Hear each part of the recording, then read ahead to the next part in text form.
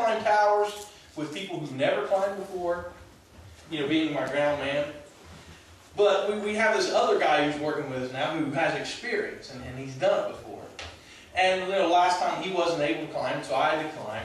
And I felt so much more comfortable having someone who had been there before with me. Someone who knew what they were doing. One of the scariest things that I ever had to do was, those of you who've been to Kings Island, there's a roller coaster called the Vortex. When I rode that for the first time, I rode that with, what's now my wife, but was then my girlfriend, and she had never rode before either.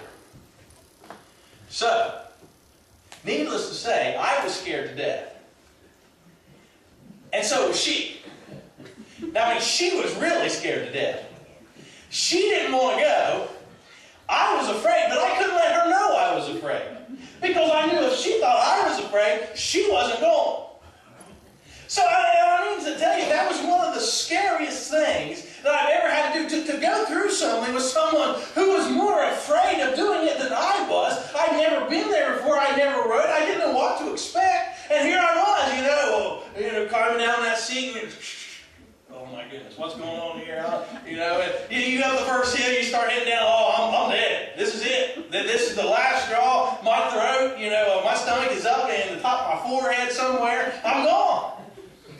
And of course, eventually you say, ooh, yeah, having a good time.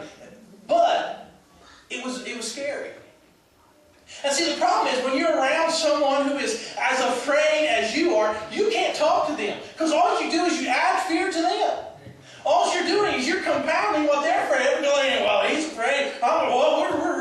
We're really out of this, Isn't it comforting to walk with someone who's been through the valley of the shadow of death?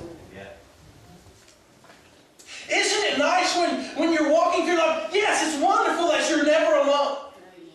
It's nice to know that God is with you everywhere you go. The Lord is holding your hand no matter what you're going through. But it's so much nicer to know that He's someone who's been there. And He has His rod and His staff to comfort you. He's the person who can walk through the valley of the shadow of death, and He has no fear. Therefore, I can have no fear in the valley of shadow of death. I don't have to be afraid because He is. And when I do have fears, I can talk to Him. Amen. I can say, hey, Lord, I'm going through this. I am scared. He don't look down on me because He realizes I ain't been here before. But you know what? I can talk to Him because He's been there. He's not afraid. And my fear doesn't shake Him. My fear doesn't make Him afraid. My fear doesn't make Him unsteady. He's walking through the valley, and I'm going with Him. Amen. Isn't it good to know you're never alone? Yes. You've always got Him by your side. He's always there to stand next to you. When you are afraid, you can talk to Him. When you have a problem, you can talk to Him. You can come to Him. You can speak to Him. You can speak openly because He knows your heart. He knows what's going through, and wherever you are, He's been there too.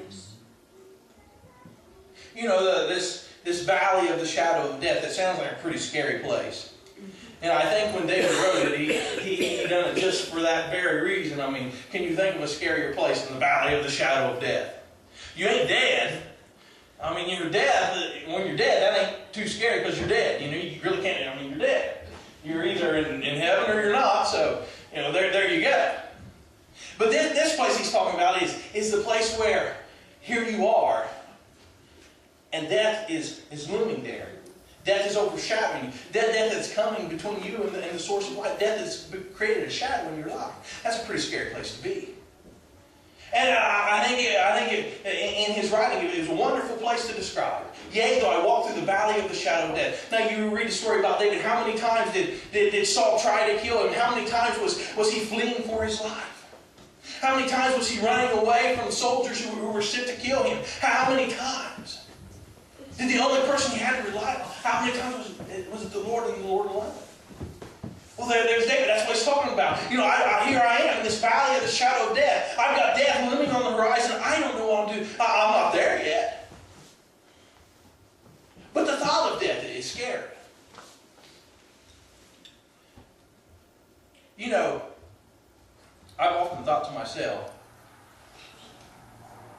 that dying is going to be a whole lot easier than thinking about it. That sounds kind of corny. But dying's a whole lot easier because, it's natural to die. You just do it. Every one of us are going to, unless the Lord comes back, right? Amen. It's one thing we don't have any experience at, and we don't need any. Amen. No experience required to die. You're going to do it, and you're going to do it well. Yeah. However, the thought of it, preparing for it, looking at death, seeing death ahead of you, and still going on, that's difficult. But yea, though I walk through the valley of the shadow of death, even when I look ahead, and the obstacle and the thing that I'm facing seems so big that it's come between me and the source of light in my life. Even though that is standing right there in front of me, I will fear no evil. I don't have to be afraid because the Lord is there. He's with me.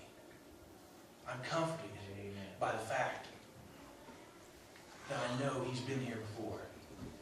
I'm comforted by the fact that He has authority, He has power in His place. And yea, though I walk through the valley of the shadow of death, I will fear no evil. David at times comes into some hard places in his life. I mean, you read, you'll find that David was very much in the valley and on the mountaintop. Now he's talking about, yea, though I walk through the valley of the shadow of death, I will fear no evil. Next time he's like, Lord, why do you let my enemies prosper all around me? Why is this going? Why are all these things happening to me? But he had a great understanding of God. Because even in those cases, this last verse, surely goodness and mercy shall follow me all the days of my life, and I will dwell in the house of the Lord forever. Sometimes what we go through can be compelled in comparison to what happens in the end. And it's important to keep that in mind. Speaking from what we're going through right now, my wife has been really sick the last few mornings. And it's pretty bad. And she woke up this morning, which I really didn't remember because I could not wake up this morning. But she was sick and in the bathroom and stuff, and she's been like that here lately. But here in about 8 months, Lord willing, we're going to have a baby. And I grin a lot when I talk about that. But here we are, and the things that we go through, when we look at them in comparison to where we're going to be. Now, back to this, yea, though I walk through the valley of the shadow of death. How are shadows created? Well, I said, when something gets between you and the source of light. We got these, you can't see them, but we got these lights up here that shine right now, and there's shadows there on the back wall, because I am between the light and the wall. And when you really, when you really look at it, we've got death. And it is very much standing between us and heaven. Death always, from the time we're born, casts a shadow on our life. And at times we see the light that kind of comes around the mountains and over the hills and kind of lights up the area. But to really catch a glimpse of heaven and what's awaiting us, we never really get that. We read the Bible and read some stories, and we can kind of catch that light. But one of these days, there'll no longer be a shadow there. Surely goodness and mercy shall follow me all the days of my life. Surely all these things. He's talking about following the Lord. The Lord is my shepherd. Surely goodness, because the Lord is my shepherd, surely goodness and mercy shall follow me all the days of my life. And then when this life's over, and I will dwell in the house of the Lord forever. Think about that. There's a twofold promise. We have a promise from God. We have a promise from God that this tape is over.